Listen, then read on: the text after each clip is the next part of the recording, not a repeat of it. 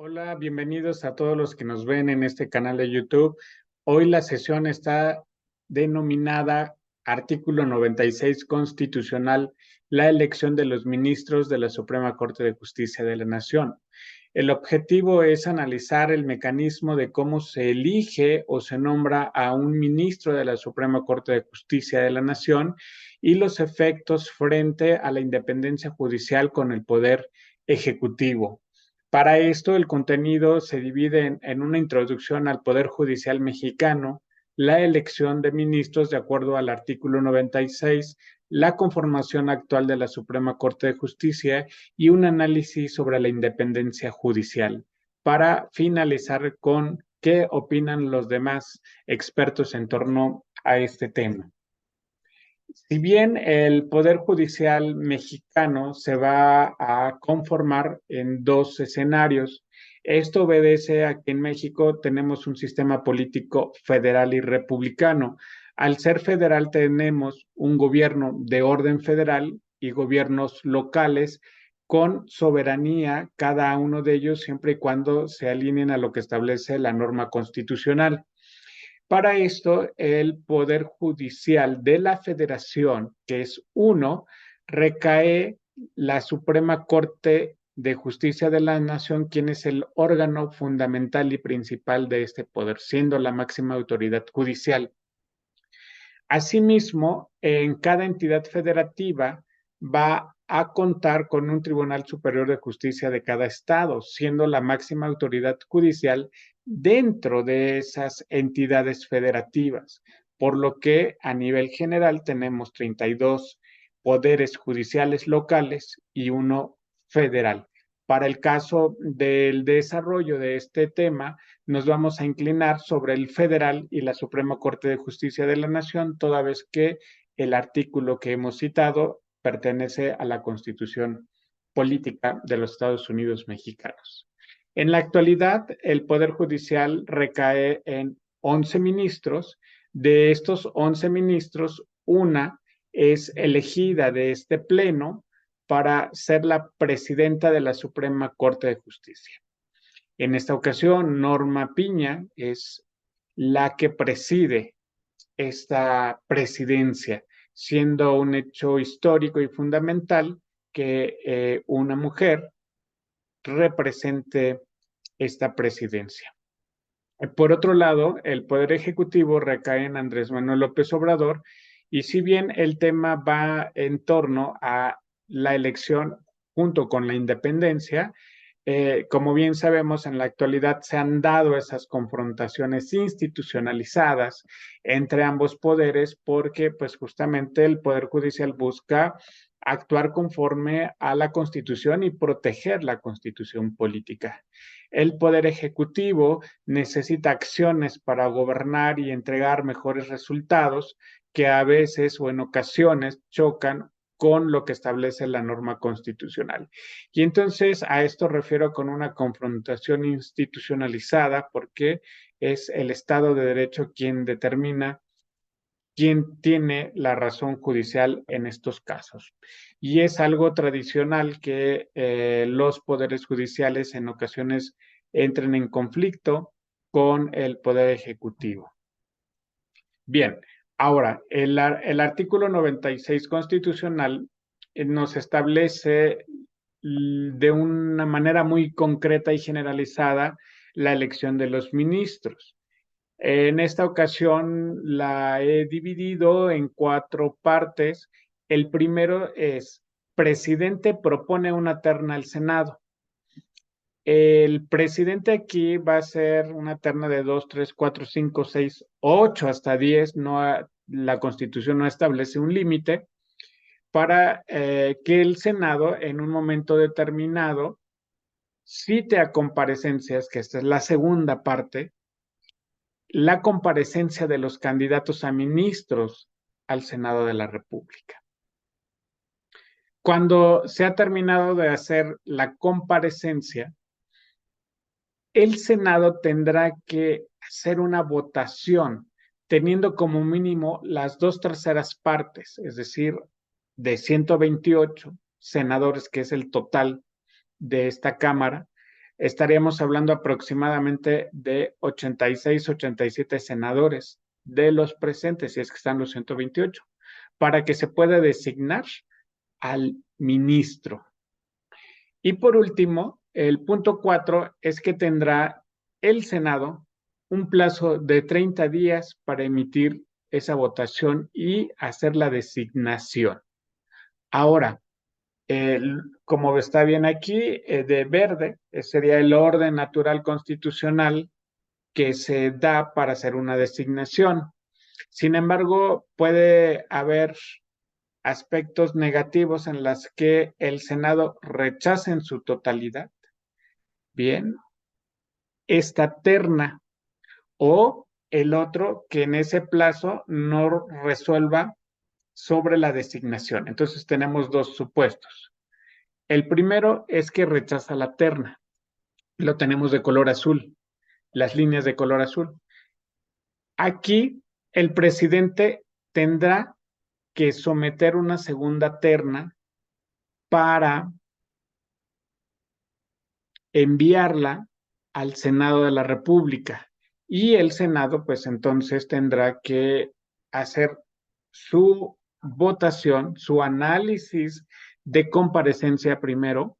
Y déjenme comentar que hay un acuerdo de la Comisión de Justicia del Senado de la República en el que la Junta Directiva de la Comisión de Justicia, por el que establece el procedimiento para la comparecencia y dictaminación de las ternas presentadas por el Ejecutivo Federal en la elección de ministros de la Suprema Corte. En este documento por el Senado de la República establece ciertos lineamientos que van a garantizar que los senadores puedan tener una mejor visión de quién cubre el perfil para ser ministros.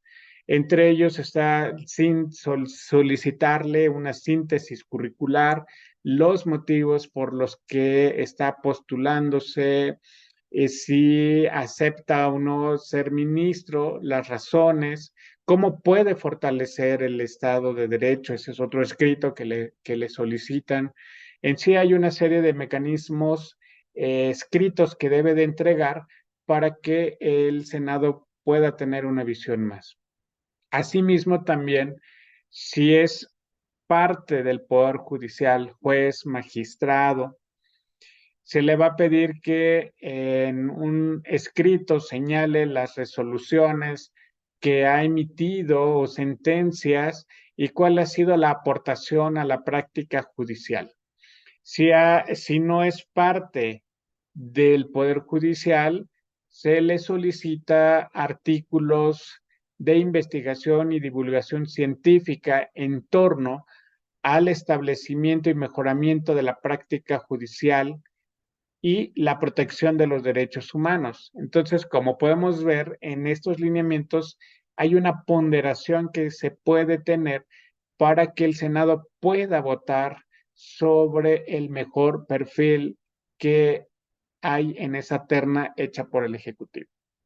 Bien, entonces, de igual forma, en la segunda terna van a tener 30 días para hacer una designación y hacer una votación. Ahora, ¿qué pasa si en esa segunda terna el Senado rechaza por esta nueva ocasión? Entonces la propia Constitución nos dice que ocupará el cargo la persona que dentro de dicha terna designe el presidente de la República. Entonces, como vemos, si el Senado no se pone de acuerdo en votación, el Ejecutivo Federal tendrá la decisión de esa terna designar al ministro. Y bueno, el otro punto que tengo en la parte de abajo de la diapositiva dice que en caso de que no se resuelva en un plazo de 30 días, en el caso de la primera terna, y que no la rechace el Senado, el Ejecutivo Federal designará a un ministro de la terna. Bien, entonces, esta disposición constitucional obliga al Senado a que en un término de 30 días apruebe la terna y designe al ministro, o bien rechace la terna y solicite una segunda terna, y ahí también van a tener 30 días. Si en esa segunda terna el Senado no designa, entonces el Ejecutivo Federal de esa terna designará quién será el próximo ministro de la Suprema Corte de Justicia de la Nación. Ahora, como podemos ver en esta tabla o cuadro comparativo que hice sobre la elección de los ministros, es muy interesante porque aquí vamos a tener una visión histórica y de perspectiva de cómo se ha dado nuestra elección de los ministros, y aquí podemos hacer un análisis, o se desprende un análisis sobre la independencia judicial frente al Ejecutivo. Bien, de entrada, el ministro más antiguo que tenemos, de acuerdo al proceso sucesorio, porque hay que recordar que el ministro tiene una duración en su encargo de 15 años continuos. Entonces, Luis María Aguilar Morales toma el cargo en diciembre de 2009, siendo el ministro con mayor antigüedad dentro de la Suprema Corte de Justicia de la Nación.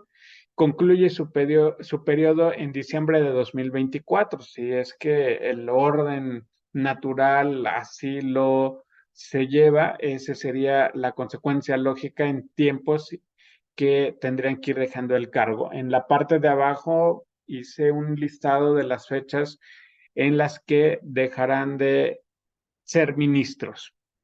El segundo ministro es Jorge Mario Pardo Rebolledo, ingresó en febrero de 2011. El tercero, Alfredo Gutiérrez Ortiz Mena, en noviembre de 2012 ingresa, y por último, Alberto Pérez Dayán, en noviembre de 2014. Y digo por último porque fui haciendo una distinción de colores de acuerdo al sexenio al que fue propuesto. Estos 4 fueron propuestos por Felipe Calderón Hinojosa cuando era un gobierno de corte panista. Entonces vemos que la Suprema Corte de Justicia en México tiene 4 ministros de corte panista. A su vez, el PRI, cuando gobernó el expresidente Enrique Peña Nieto, nombró a 2 ministros, en este caso a la hoy presidenta Norma Lucía Piña Hernández, presidenta de la Suprema Corte, quien ingresó en diciembre de 2015 junto con Javier Lainez Potisek, igual en ese año. Entonces, aquí tenemos 2 ministros de corte priistas designados en ese periodo. Ambos concluyen en diciembre de 2030 su mandato de ministro de acuerdo a lo señalado por nuestra Constitución. Bien, entonces tenemos ahí un bloque opositor mayoritario con 1, ¿no? Entonces, de acuerdo a esta percepción que les comento, puede influir también las resoluciones de las sentencias judiciales o de las jurisprudencias que emite la Suprema Corte. Cuando entra Andrés Manuel López Obrador al ejercicio del Poder Ejecutivo en el año 2018, él nombra a su primer ministro siendo Juan Luis González Alcántara Carranca. Al siguiente año, Arturo Saldívar Lelo, en enero de 2019. Yasmín Esquivel Moza, también en ese año, junto con Ana Margarita Ríos Farhat, en diciembre de 2019. Y concluye AMLO con Loreta Ortiz como su última ministra que propone dentro de su mandato de sexenio, aunque todavía le falta un tiempo por concluir, que es el 1 de octubre de 2024, cuando concluye su sexenio Andrés Manuel López Obrador. Pues vamos a ver que, de acuerdo a esta tabla que les estoy presentando, ya no va a tener la oportunidad de hacer el nombramiento de un ministro, porque el ministro que está próximo a retirarse lo hace en diciembre de 2024 y AMLO concluye el 1 de octubre de 2024, lo que significa que él constitucionalmente no podrá hacer propuesta de algún ministro. Sin embargo, en el caso hipotético que Morena continúe gobernando, entonces van a ser otros 6 años, y aquí podemos percibir que puede el próximo ejecutivo hacer el nombramiento de 4 ministros, y aquí vamos a ver que le corresponde hacer el nombramiento hasta noviembre de 2027. Entonces, el siguiente presidente de la República, si es de corte morena, vamos a ver que para 2027 va a tener una mayoría de corte morenista. Hablaríamos de 9 ministros de corte morenista con 2 de corte priista. En el caso hipotético que gane el Frente Amplio, bueno, entonces vamos a tener 6 de corte tradicional contra 5 de corte morenista. Y aquí es entonces a donde nos podemos hacer una pregunta de qué tanto es la independencia judicial de este poder. Por eso mencionaba que la elección de los ministros tiene que ver mucho con la autonomía y la independencia de este poder judicial frente al Ejecutivo. Considero que mientras no se quite, se corte ese vínculo en el que el Ejecutivo participa en la elección de los ministros, no vamos a tener una autonomía plena de la Corte o bien del Poder Judicial. Necesitamos quitar ese vínculo de la Suprema Corte de Justicia de la Nación para que tengamos una Suprema Corte, un Poder Judicial pleno, de acuerdo a la idea tradicional de Montesquieu de la división de poderes, que justamente nace para que el Ejecutivo no tenga un poder absoluto, es fraccionarlo. Y estos años que han transcurrido nos han llevado a este modelo que hoy conocemos de la famosa división de poderes, pero necesitamos seguir fortaleciendo esta idea de la división de poderes, y creo muy oportuno decirlo, que necesitamos quitar el vínculo del poder ejecutivo frente a la designación de los ministros para que no tengamos que ver todos estos entornos de color, y que obviamente estos últimos de corte morenista, al estar AMLO, pues la mayoría va a ratificar ciertas decisiones judiciales a favor del gobierno actual. Entonces es un poder político que conlleva a la elección de los ministros, y que por lo tanto puede haber una predisposición a contribuir a las decisiones judiciales en torno al gobierno en turno. Bien, ahora, después de esto, ¿qué opinan los expertos? Después de que realicé una búsqueda, encontré algo interesante. Hay una fundación que se denomina Para el Debido Proceso, que tiene su sede en Washington y que se dedica justamente a analizar estándares y mecanismos judiciales para el fortalecimiento del debido proceso, la independencia del Poder Judicial.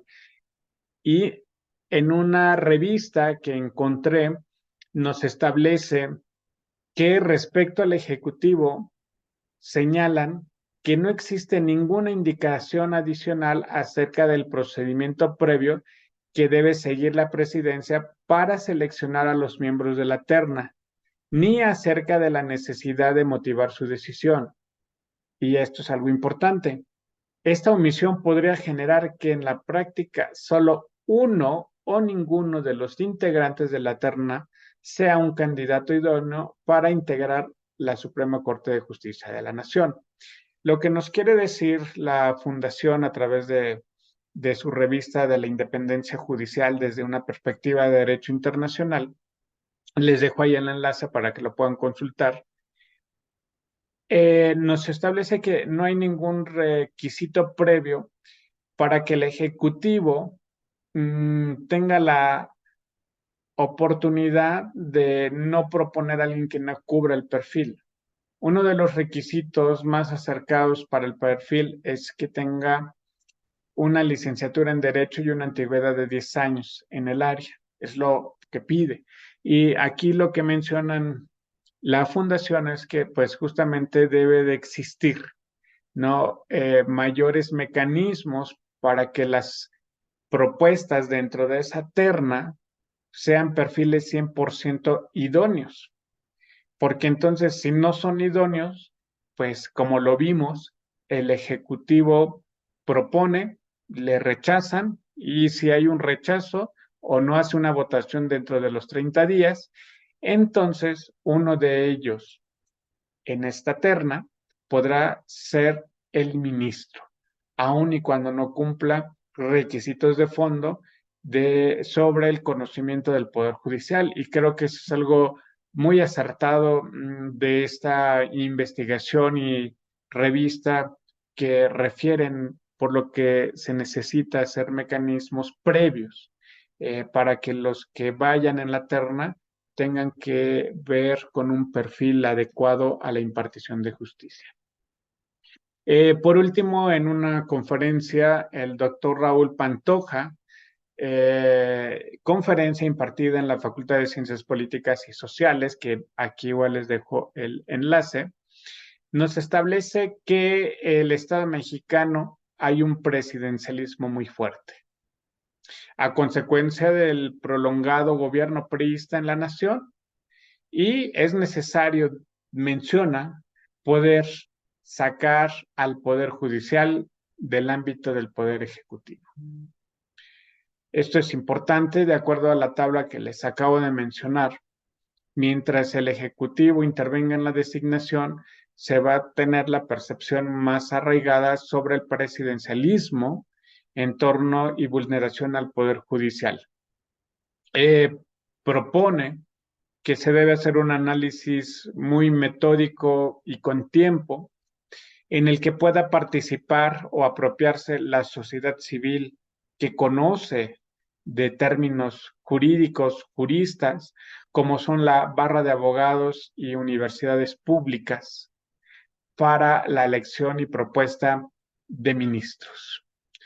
Por último, el doctor Cristian Martínez afirma en el caso mexicano debe existir una gran reforma constitucional en la que se transite hacia un nuevo mecanismo de elección de ministros. Está a favor de que a través de un estudio constitucional se pueda llevar a cabo este mecanismo de reforma.